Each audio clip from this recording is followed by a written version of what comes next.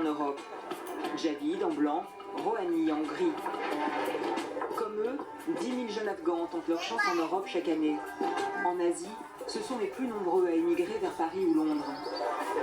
Javid et son cousin Rohani sont obligés de quitter l'Afghanistan. Ils nous racontent que dans leur région, ce sont les talibans qui font la loi. Et pour s'être opposés à une de leurs décisions, leur tête a été mise à prix. Je veux aller en Europe. Ici, je suis en danger. J'ai des problèmes dans ma province avec les talibans. Et je ne peux plus y retourner. Alors je me cache ici à Kaboul. J'ai peur parce que les talibans peuvent m'atteindre, même ici, en pleine ville. Fils de paysans aisés, Javid et Rohani auraient les moyens de se payer un billet d'avion pour Paris.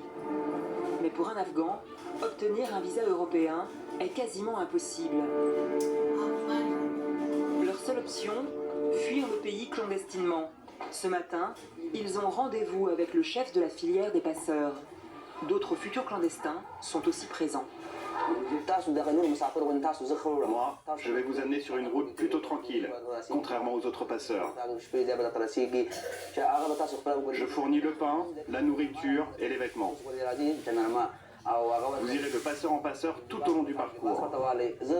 Je resterai en contact avec eux.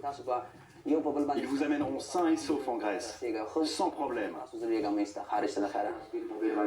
Contrairement à l'Afrique, les passeurs afghans organisent tout du départ jusqu'à l'arrivée, comme une agence de voyage.